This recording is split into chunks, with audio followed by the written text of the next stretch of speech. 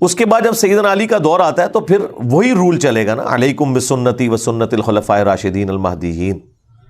تو وہاں پہ بھی ہمارا یہی عقیدہ ہے کہ حضرت علی کے مخالفین جو اولو العزم اصحاب میں سے تھے، سیدہ عائشہ سلام اللہ علیہا، سیدنا زبیر، سیدنا طلحہ رضی اللہ عنہم اجمعین وعلیہم السلام اجمعین، یعنی یہ واقعی ٹکر کے لوگ ہیں، یہ حضرت علی کے ٹکر کے لوگ ہیں اپنے مرتبے اور اسلام کی کنٹریبیوشن کے پوائنٹ آف ویو سے. اس بڑے لیول پہ نہ ہو لیکن ایٹ لیسٹ یعنی سابقون الاولون میں آنے والے لوگ ہیں، تو ان کا احترام اپنی جگہ ہے. اور دیکھ لیں اللہ نے اصحاب جبل کو مرنے سے پہلے توبہ کی توفیق بھی دے دی ہے. سیدہ عائشہ بھی، سیدنا طلحہ بھی، زبیر بھی، یہ سب لوگ توبہ کر کے مرے ہیں، میدان جنگ چھوڑ گئے ہیں حضرت طلحہ اور زبیر رضی اللہ عنہما وعلیہم السلام.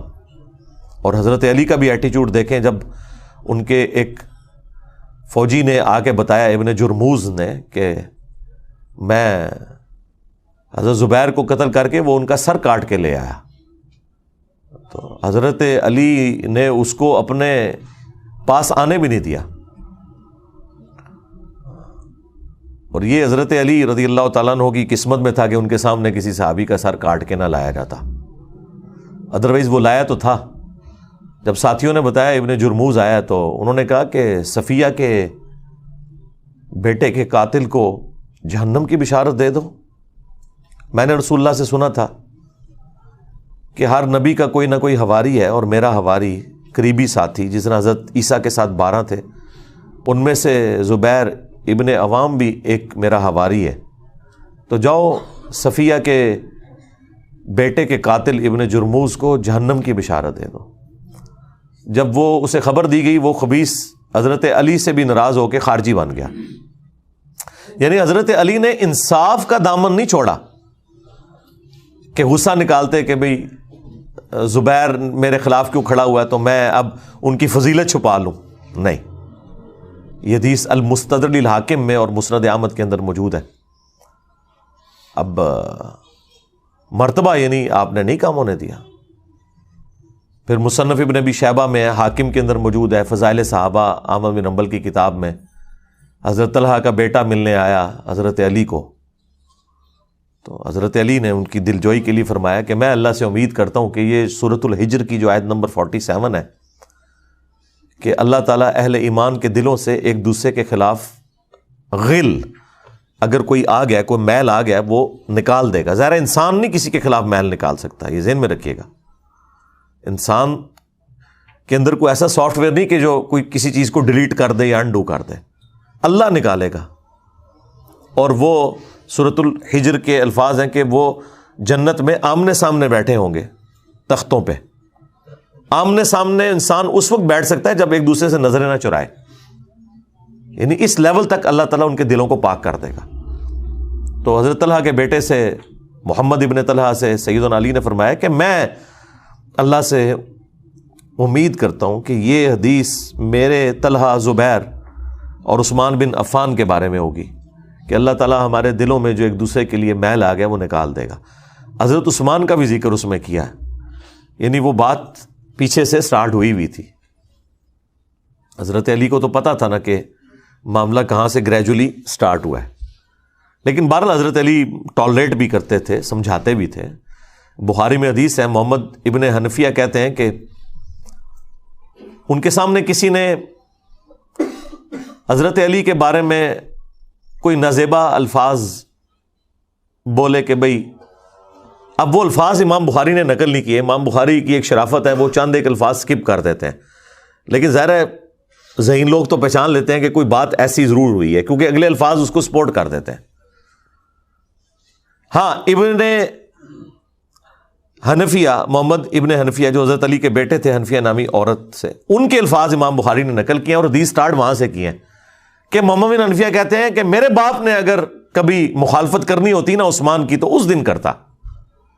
تو اس سے پہلے بھی تو کوئی واقعہ ہوا ہوگا نا جس کو وہ کہہ رہے تھے، وہ پھکی دے رہے تھے نا کسی کو، تو ظاہر ہے وہ اسی بات میں پھکی دے رہے ہوں گے کہ بھی تیرا ابا جڑا نا وہ حضرت عثمان دے مخالفین ہی شامل سی، اس کے علاوہ تو اور کوئی جملہ نہیں ہو سکتا۔ جبھی وہ اپنے باپ کی صفائی پیش کر رہے ہیں کہ اگر میرا باپ عثمان کے مخالف ہوتا تو سب سے زیادہ حق تھا اس دن مخالف ہوتا۔ اب یہ الفاظ بخاری میں، اور پھر وہ آگے مومن انفیہ وہ بتاتے ہیں کہ جب حضرت عثمان کے گورنروں کی شکایت حضرت علی کو کی گئی کہ یہ مال غنیمت میں بیت المال میں خرد برد کرتے ہیں، تو حضرت علی رضی اللہ تعالیٰ عنہ نے رسول اللہ کی لکھی ہوئی ایک تحریر مجھے دی اور کہا کہ بیٹا یہ جا کے عثمان کو دو اور کہو کہ اپنے گورنروں کو یہ رسول اللہ کی لکھی ہوئی تحریر بھیجیں کہ وہ بیت المال میں جو تقسیم ہے وہ اس کے مطابق کریں۔ یہ حدیث بخاری میں ہے، یہ کوئی کہانی شریف نہیں ہے ناسبیوں کی لکھی ہوئی، یہ بخاری شریف ہے۔ کم از کم دو طرق تو آئے ہیں اس کے بخاری میں نے کربلا ریسرچ پیپر میں یہ حدیث بھی ڈالی ہوئی ہے حضرت عثمان کی شہادت کے اسباب میں۔ آپ مومن انفیہ وہ تحریر لے کے پہنچتے ہیں اور کہتے ہیں یہ رسول اللہ کی تحریر ہے۔ اب سیدنا عثمان پتہ نہیں کس موڈ میں بیٹھے ہوئے تھے، انہوں نے کہا کہ ہمیں اس تحریر کی حاجت نہیں ہے، اسے لے جاؤ۔ اب آج کوئی ہمیں بتائے کہ یہ حضور کی لکھوائی ہوئی تحریر ہے، آپ نے اس کے مطابق چلنا ہے، ہم تو اسے چوم کے آنکھوں سے لگائیں گے۔ لیکن اس طرح کا ایٹیچیوڈ اس کے بعد انسان کو غصہ ہی آئے گا نا۔ اس لیے مومن انفیہ کہہ رہے تھے کہ وہ دن تھا کہ میرا باپ عثمان کے خلاف کھڑا ہوتا کہ اس نے رسول اللہ کی تحریر کو اس طرح واپس کیا۔ اچھا اب سنیوں کو پتہ ہے یہ سیدھی سیدھی حدیث جو ہے وہ ایک چارج شیٹ بن جائے گی، تو انہوں نے بریکٹ میں پتہ کیا لکھا ہے، حضرت عثمان کے پاس کی فوٹو کاپی موجود تھی اس لیے انہوں نے کہا کہ آپ لے جائیں، میرے پاس پہلے ہی موجود ہے۔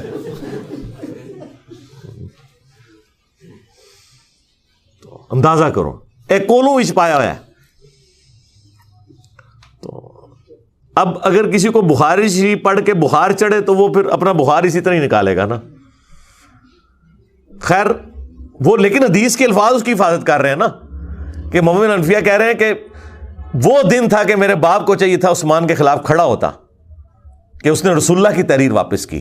تو یہ اسلوب بتا رہا ہے کہ فوٹو کاپی نہیں تھی، وہ ویسے ہی واپس کی تھی سی، ورنہ فوٹو کاپی ہو تو کس نے غصہ کھانا ہے۔ پتہ نہیں سعودی والے نے کوئی فوٹو کاپی مشین لوا کے دیتی اسی مسجد نبوی سے اردو۔ تو حضرت علی کو وہ کہتے ہیں جب میں نے آ کے بتایا کہ ابا جی یہ حضرت عثمان نے واپس کر دی ہے، تو حضرت علی نے کوئی غصہ نہیں کھایا، انہوں نے کہا یہ تحریر جو ہے نا وہ اسی جگہ رکھ دو، اسی تاکچے میں جہاں سے تم نے اٹھائی ہے، یہاں پہ حدیث مکمل ہو جاتی بخاری کی۔ تو یعنی وہ اس وقت ڈاؤن فال شروع ہو گیا تھا اس حوالے سے گریجولی۔ نہج البلاغہ میں بھی حضرت علی کی وہ نصیحتیں موجود ہیں جو حضرت عثمان کو کی ہیں انہوں نے، وہ کمال کی نصیحتیں ہیں، وہ پڑھنے والی ہیں۔ اس میں حضرت علی نے جو جملے بولے، کیا عثمان تیرا سٹیٹس پہلے دو خلفاء والا نہیں ہے، کیونکہ تجھے رسول اللہ کے ساتھ دامادگی کا شرف بھی حاصل ہے۔ سیدنا عثمان کا داماد رسول ہونا نہج البلاغہ میں شیعہ کی کتاب میں ثابت ہے، اسی نصیحت کے اندر جو ان کا خطبہ کہہ لیں یا مکتوب کہہ لیں۔ تو حضرت علی حضرت عثمان کو سمجھاتے ہوئے یہ کہہ رہے ہیں کہ پہلے دو خلفاء سے زیادہ تمہاری ذمہ داری ہے، کیونکہ تم رسول اللہ کے داماد بھی ہو، داماد تو بیٹوں کی جگہ ہوتا ہے۔ تو یہ جو تمہاری شکایتیں تمہارے گورنروں کی آتی ہیں تمہارے پاس، ان کے طرف توجہ دے کے ان ایشوز کو ریزالو کرو۔ وہ کرتے بھی تھے، بخاری مسلم دونوں میں آیا کہ وہ ایک بھائی تھا ان کا عقبہ ابن ابی معیط کا بیٹا ولید بن عقبہ، اس نے شراب پی کے فجر کی 4 فرض پڑھا دیے۔ بخاری میں بھی ہے، مسلم میں بھی ہے، حضرت عثمان والے چیپٹر میں ہے بخاری کے اندر، اور مسلم میں شراب کی حرمت والے چیپٹر میں، اور مسلم میں پورا وہ واقعہ تفصیل کے ساتھ ہے۔ جب وہ سلام پھیر کے فارغ ہوا تو لوگوں نے کہا کہ یہ تو نماز تو نے ٹھیک نہیں پڑھائی ہے، تو اس نے کہا اگر کم پڑھا دی ہے تو میں اور پڑھا دینا، حالانکہ پہلے ہی انہیں 2 فالتو پڑھائی ہیں سب۔ پھر لوگوں کو شک پڑا تو جناب وہ تو دور تھا بڑا مبارک، ادھر کوئی سوچ سکتا ہے؟ نمازی جناب جو تھے وہ آگے آ کے اس کے پاس بیٹھ کے اس کا منہ سونگھنا شروع کر دیا، ادھر کوئی گورنر کے قریب بھی کو لگ سکتا ہے؟ لیکن ظاہر ہے کہ اس وقت گورنر کو ایک سمجھا جاتا تھا کہ وہ سرونٹ ہے عوام کا. یہ تو آج حکمرانی کا کانسیپٹ ہے نا، ادھر تو خلیفۃ المسلمین بھی اکاؤنٹیبل ہوتا تھا عوام کو، تو گورنر تو شاہی کوئی نہیں. تو جب وہ سونگا تو شراب کی بدبو آ رہی تھی، لوگوں نے پتہ چل گیا جناب کہ یہ تو شراب پی ہے. انہوں نے جناب اسے پکڑ کے گورنر کو اتار کے ابو موسیٰ اشعری کو گورنر لگا دیا اور کہا کہ واپس جا مدینہ. حضرت عثمان کو خط بھجوا دیا کہ یہ اپنا تحفہ واپس قبول کریں جو آپ نے ہم پہ مسلط کیا تھا. تو اور یہاں سے مینجمنٹ کمزور ہوگی کہ خلیفہ وقت کے ہوتے ہوئے عوام ڈیسیژن کر رہی ہے کہ وہ خلیفہ سے پوچھے بغیر اس کا گورنر ہٹا رہی ہے، خود ہی عدالت لگا کے اور اس کی جگہ ایک نیا گورنر لگا رہی ہے. یعنی یہ اسلام کی تاریخ میں یہ سٹارٹ تھا حضرت عثمان کی خلافت کی کمزوری کا، جو ان کے دور خلافت میں آئی کہ لوگوں نے قانون ہاتھ میں لینا شروع کر دیا.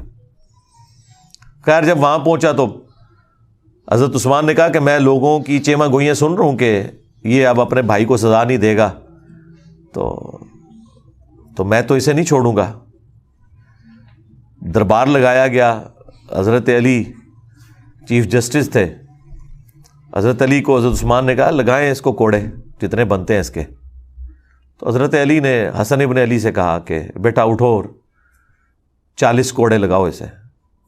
تو حضرت حسن نے کہا کہ جو ان کی میٹھی کھاتا ہے وہی کڑوی چکھے، یعنی حضرت عثمان کی طرف اشارہ کیا کہ عثمان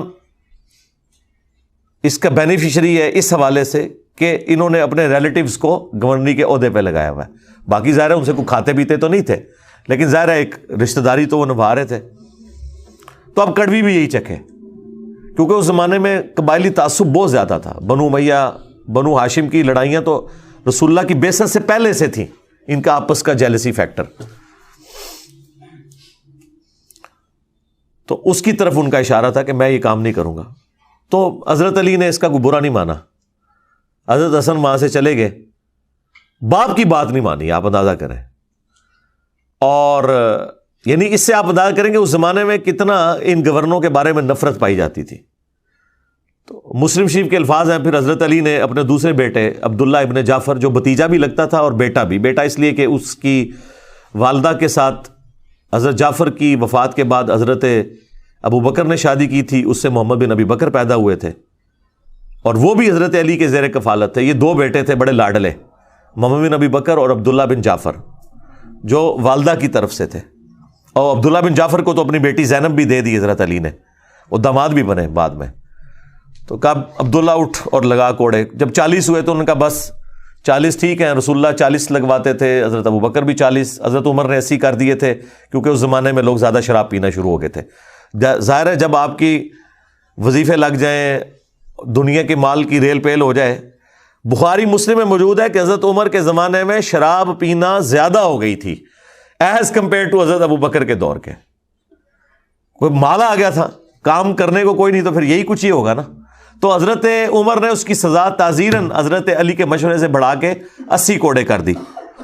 وہ قرآن سے ڈیڈکٹ کی تھی کہ جو کسی عورت کے اوپر تہمت لگائے اس کی سزا 80 کوڑے ہے، سورہ نور میں. تو حضرت علی نے کہا کہ جو بندہ شراب پیتا ہے وہ پھر ہر بندے پہ تہمت ہی لگاتا ہے، اسے پتہ تو ہوتا ہی نہیں وہ کیا کر رہا ہے. تو 80 کوڑوں کی سزا مقرر کی گئی. یہاں پہ بھی حضرت علی نے 80 کوڑے لگوا سکتے تھے حضرت عمر کی سنت پہ عمل کرتے ہوئے، لیکن کہا بس 40 بہت ہے، ٹھیک ہے، معافی کر دی. بالوں نے کہا نہیں 40 ہی ٹھیک ہے، مجھے دونوں پسند ہیں. اس سے آپ کو ذرا تھوڑا اس چیز کا اندازہ ہو جائے گا اس زمانے کے اندر جو معاملات چل رہے تھے.